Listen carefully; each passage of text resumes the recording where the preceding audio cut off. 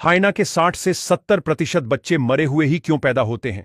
और हाइना के बच्चे जन्म लेने के तुरंत बाद ही अपने भाई बहन को क्यों मार देते हैं? हाइना की प्रजनन प्रक्रिया को सभी जानवरों में सबसे खतरनाक और विचित्र क्यों माना जाती है? और गलती से भी अगर 3 बच्चे पैदा होते हैं तब मादा हाइना उसके साथ क्या करती है? आज हाइना के बारे में ऐसी रहस्यमय और अद्भुत जानकारी देंगे जो आपने शायद इंटरनेट पे कहीं नहीं सुनी होगी।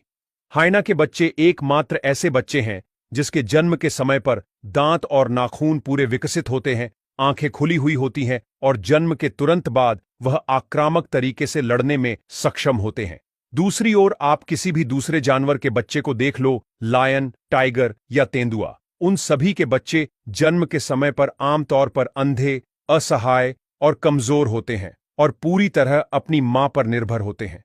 बच्चे को जन्म के तुरंत बाद मादा उसे जमीन के नीचे खोदी गई छोटी सी गड्ढे जैसी गुफा में रखती है। भले ही हाइना के बच्चे जन्म के समय में पूरे विकसित हो गए हो, फिर भी वह 4 या 6 महीने तक पूरी तरह मां के दूध पर निर्भर होते हैं।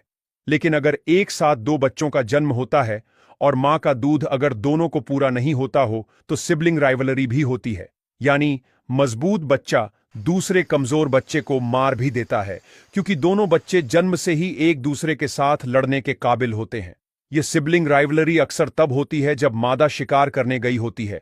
अब जानते हैं कि हाइना की प्रजनन प्रक्रिया को सभी जानवरों में सबसे खतरनाक और विचित्र क्यों माना जाता है। दरअसल नर हाइना को प्रजनन करने के लिए मादा की स्वीकृति प्राप्त करनी होती है। अन्य जानवरों में आपने देखा होगा कि मादा को प्राप्त करने के लिए नर जानवर अपनी ताकत और आक्रामकता दिखाते हैं, फिर मादा सबसे ताकतवर नर को चुनती है। लेकिन हाइना का मामला इससे उल्टा है। यहां नर हाइना को मादा के आगे कई दिनों तक विनम्र रहना होता है और मादा का विश्वास शांति और ठंडे दिमाग से प्राप्त करना होता है। क्योंकि मादा हाइना नर से ज्यादा आक्रामक होती है, इसलिए नर हाइना मादा के आसपास विनम्रता से झुक कर रहता है और मादा का विश्वास जीतने के लिए उसका पीछा करता रहता है। मादा हाइना नर का स्वीकार करने में कई दिन से लेकर हफ्तों तक का समय लगाती है, और जब मादा नर को पास आने देती है, इसका मतलब है कि मादा ने अब उस नर को स्वीकार कर लिया है। इसके बाद वह प्रजनन के लिए तुरंत तैयार होती है। लेकिन यदि मादा को नर के प्रति जरा भी शंका होती है या नर का व्यवहार में उसको विनम्रता की कमी लगती है, तब उस नर पर वह गुस्सा हो जाती है और नर को दूर भगा देती है। अब चलते हैं हाइना की सबसे अजीबोगरीब प्रजनन प्रक्रिया की ओर। दरअसल जब मादा हाइना विनम्र और धैर्यवान नर को चुन लेती है, तब उसके बाद तुरंत यह प्रक्रिया शुरू होती है। मादा हाइना का जो प्रजनन अंग होता है वो अन्य जानवरों की मादाओं से काफी अलग होता है। अन्य जानवरों में मादाओं के और नर के अंग एकदम अलग अलग तरह के होते हैं, जबकि मादा हाइना का अंग बिल्कुल ही नर हाइना के अंग की तरह दिखता है। दोनों के अंग में तकरीबन कुछ ही तफावत होते हैं। अब दिक्कत यहां शुरू होती है कि दोनों के अंग एक समान होने से प्रजनन में बहुत ही ज्यादा दिक्कत का सामना करना पड़ता है।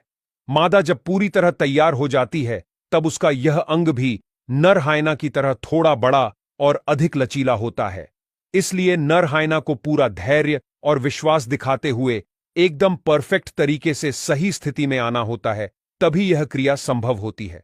लेकिन अगर नर हाइना जरा सी भी जल्दबाजी करता है तो मादा हाइना को काफी दर्द होता है और वह उस पर आक्रामक रूप से गुस्सा करती है और यह क्रिया वही रुक जाती है। इसलिए सिर्फ वही नर हाइना प्रजनन को पूरी तरह से पूरा कर सकता है जो धैर्यवान, साहसी और विनम्र होता है। हाइना की यह क्रिया तकरीबन 2 मिनट से लेकर 10 मिनट तक चलती है। इसके बाद नर और मादा अलग हो जाते हैं और उसके अंग भी वापस मूल स्थिति में आ जाते हैं। हाइना की यह पूरी प्रक्रिया को मादा अपने हिसाब से नियंत्रित करती है, जबकि अन्य जानवरों में आमतौर पर मादाएं निष्क्रिय होती है और नर अपने हिसाब से इस प्रक्रिया को नियंत्रित करते हैं। लेकिन अब सबसे महत्वपूर्ण सवाल है कि हाइना के 60 से 70% बच्चे मरे हुए ही क्यों पैदा होते हैं। दरअसल जब हाइना की प्रजनन प्रक्रिया पूरी हो जाती है, तब उसके बाद तकरीबन 3 से 4 महीने तक मादा हाइना की गर्भावस्था चलती है। उसके दौरान मां के पेट में ही बच्चों के दांत, नाखून और दूसरे अंग विकसित हो जाते हैं, ताकि वे जन्म के तुरंत बाद ही लड़ने के लिए तैयार हो सके। हाइना के बच्चों के जन्म की प्रक्रिया 6 से 12 घंटे तक चलती है। जन्म की क्रिया इतनी लंबी होने का प्रमुख कारण मादा हाइना की लंबी और संकरी जन्म नलिका होती है। यह जन्म नलिका 2.5 सेंटीमीटर से भी कम चौड़ी होती है, इसलिए यह नलिका थोड़ी लंबी और संकरी होने के कारण बच्चों के लिए ऑक्सीजन की कमी का कारण बनती है। और खास करके जब कोई मादा हाइना पहली बार मां बनने वाली होती है, तब यह समस्या ज्यादा बढ़ जाती है, क्योंकि उसके पास कोई अनुभव भी नहीं होता और उनका शरीर का ढांचा भी थोड़ा ज्यादा सिकुड़ा हुआ होता है। जब बच्चों का जन्म होता है, तब खास करके संकरी नलिका में पहले बच्चे की ऑक्सीजन की कमी के चलते ज्यादातर मौत हो जाती है और दूसरे बच्चे के जन्म के समय वह नलिका थोड़ी लूस होने के कारण वह ज्यादातर जीवित रह पाता है। मतलब कि ज्यादातर प्रथम समय मां बनती हुई मादा हाइना का पहला बच्चा 60 से 70% मर ही जाता है, जबकि दूसरी बार मां बनने वाली मादाओं में यह प्रमाण थोड़ा कम देखने को मिलता है। आमतौर पर मादा हाइना 2 बच्चों को ही जन्म देती है, लेकिन कभी कभी 3 बच्चे का भी जन्म होता है। उस हालत में चुनौतीपूर्ण स्थिति का निर्माण होता है, क्योंकि मादा हाइना का शरीर ज्यादा से ज्यादा 2 बच्चों को संभालने के लिए बना होता है। इसलिए तीनों बच्चों के बीच मां के दूध के लिए तीव्र स्पर्धा होगी और कमजोर बच्चा अक्सर भूख के कारण मर सकता है।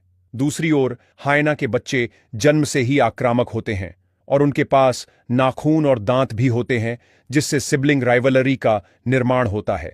इसलिए यह तीनों बच्चों के बीच आक्रामक लड़ाई भी होती है, जिसमें मजबूत बच्चे अक्सर कमजोर बच्चे को मार देते हैं। यह व्यवहार प्रकृति ने बनाया है और पूरा जंगल इसी नियम से ही चलता है।